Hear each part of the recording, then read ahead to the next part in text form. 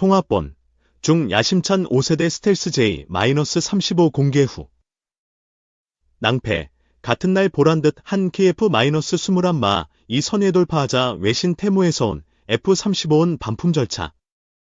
한국산 KF-21 정품 인증. 중국 전투기 현황에 대해 자세히 알아보려고 해요. 요즘 중국의 군사력 강화가 화제가 되고 있는데, 특히 전투기 분야에서의 발전이 눈에 띄죠. 그래서 오늘은 중국 전투기의 현황과 그에 대한 여러 가지 이야기를 나눠보려고 해요. 중국은 최근 몇 년간 군사력을 크게 강화해왔어요. 특히 공중전력의 핵심인 전투기 분야에서 많은 투자를 하고 있죠. 중국의 전투기들은 기술적 발전과 함께 다양한 모델이 존재하는데, 이들 각각의 특징과 성능을 살펴보는 것이 중요해요. 중국의 전투기 중 가장 주목할 만한 모델은 J-20과 J-10, 그리고 J-31이에요.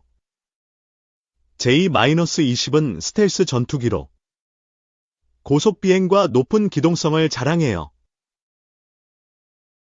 반면 J-10은 다목적 전투기로 다양한 임무를 수행할 수 있는 능력을 가지고 있죠.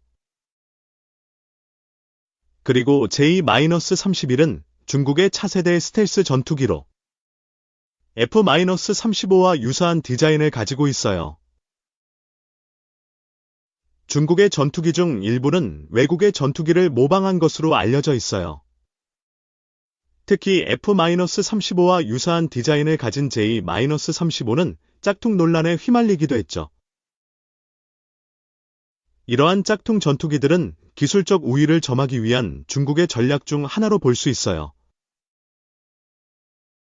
한국의 KF-21과 중국의 전투기를 비교해보면 두 전투기 모두 현대적인 기술을 적용하고 있지만 성능 면에서는 차이가 있어요. KF-21은 한국의 독자적인 기술로 개발된 전투기로 중국의 전투기들과 비교했을 때 기동성과 스텔스 성능에서 우위를 점하고 있어요. 중국은 전투기 기술을 빠르게 발전시키고 있어요. 특히 엔진 기술과 레이더 시스템에서 큰 성과를 내고 있죠. J-20과 J-31은 최신 기술이 적용된 모델로 공중전에서의 우위를 점하기 위한 전략으로 보이죠. 앞으로 중국의 전투기 기술은 더욱 발전할 것으로 예상돼요. 특히 스텔스 기술과 인공지능을 접목한 전투기 개발이 활발히 이루어질 것으로 보이죠. 이러한 발전은 국제 군사력 균형에 큰 영향을 미칠 수 있어요. 최근 중국 공군은 국제적으로 주목받고 있어요. 그들은 엄청난 규모의 전력과 기술력을 바탕으로 군사력을 강화하고 있는데요. 오늘은 중국 공군의 현황과 그들의 전투기, 특히 짝퉁 논란이 있는 J-35 전투기에 대해 알아보려고 해요. 중국 공군의 현황은 여러 매체에서 다뤄지고 있지만 특히 이현호 기자의 기사에서는 그들이 보유하고 있는 주력 전투기인 J-11A와 J-11B를 강조하더라고요. 이 두 전투기는 러시아에서 라이센스 생산된 기종으로 중국의 공군 전력에 큰 축을 이루고 있답니다. 중국의 전투기 기술력은 놀랍게도 빠르게 발전하고 있어요. J-20 같은 스텔스 전투기는 이미 세계적으로 주목받는 기종 중 하나예요. 그들은 최신 기술을 적용하여 공중전에서의 우위를 점하고자 노력하고 있어요. 이 이미지는 현대식 전투기가 이륙하는 모습으로 중국 공군의 기술력을 잘 보여줘요. 최근에는 J-35라는 새로운 전투기 모델이 등장하면서 짝퉁 논란이 제기되고 있어요. 이 전투기는 미국의 F-35와 매우 유사한 디자인과 기능을 가지고 있다고 알려져 있어요. 이 이미지는 J-35 전투기가 이륙하는 장면으로 군인들이 이를 지켜보고 있는 모습이 담겨 있답니다. 중국 공군은 그들의 전투기를 통해 대만, 일본과의 군사적 긴장을 높이고 있어요. 그들은 단순히 규모나 숫자에서 우위를 점하고자 하는 것이 아니라 전략적으로도 우위를 점하기 위해 노력하고 있죠. 이 이미지는 공군 기지에 줄지어 선 여러 대의 전투기들이 인상적이에요. J-35 전투기는 중국이 자국의 군사력을 과시하고자 할 때 중요한 역할을 하고 있어요. 이 전투기는 중국산이라는 자부심과 함께 중국의 군사적 야망을 상징하는 모델이에요. 이 이미지는 J-35 전투기를 배경으로 한 군 관계자의 모습을 담고 있어요. 한국과의 비교에서도 중국 공군의 전력은 적지 않은 영향을 미치고 있어요. 한국은 공군력 강화를 위해 F-35를 도입하고 있지만 중국의 스텔스 전투기와의 격차를 줄이는 데에는 한계가 있어요. 이 이미지는 전투기가 줄지어 있는 항공기 격납고의 모습으로 군사적 준비 태세를 보여줘요.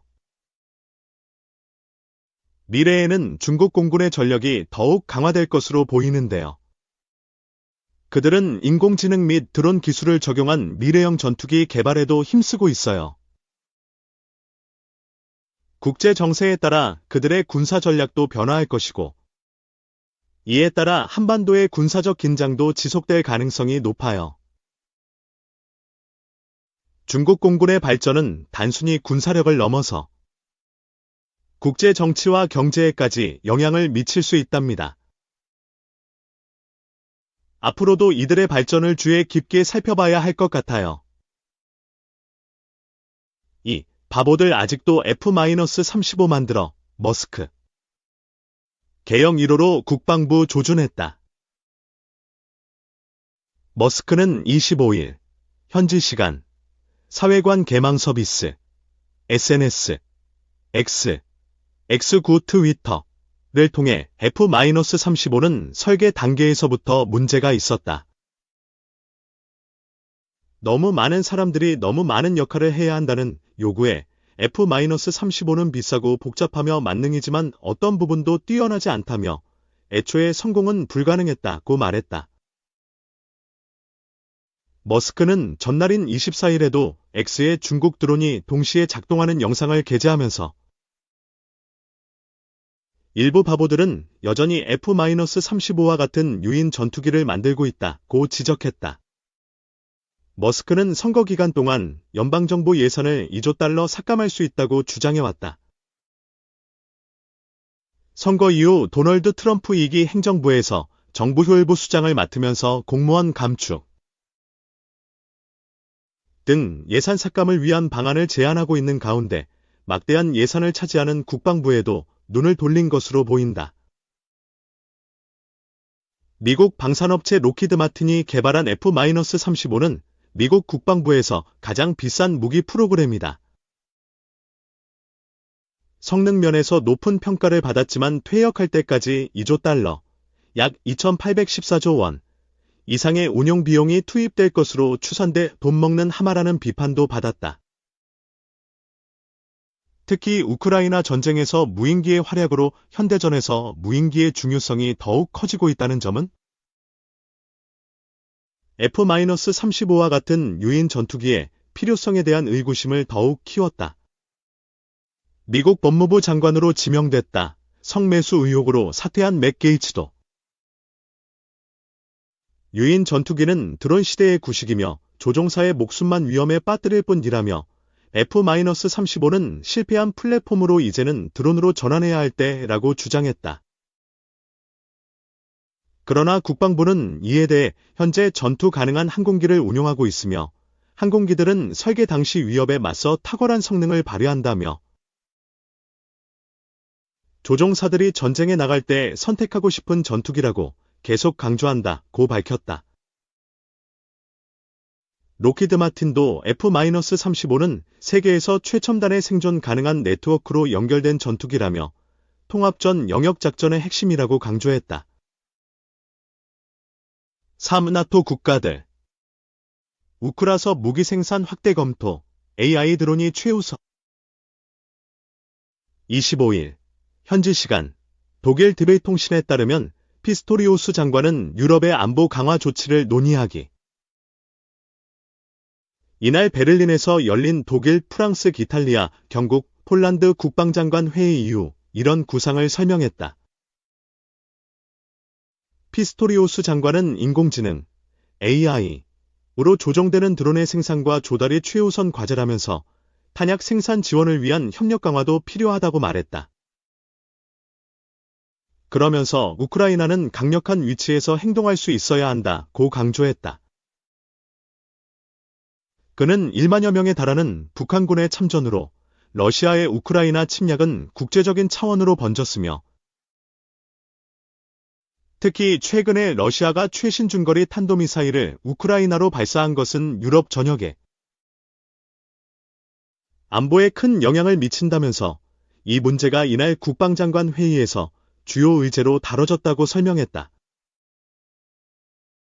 러시아는 지난주 우크라이나가 미국 등 서방의 승인을 얻어 에테크임스,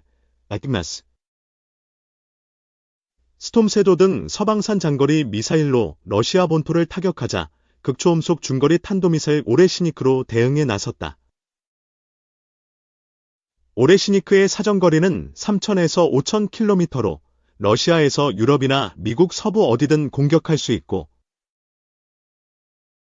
핵탄두를 여러 개 탑재할 수 있어 다수의 목표물을 동시에 공격할 수 있는 것으로 알려졌다.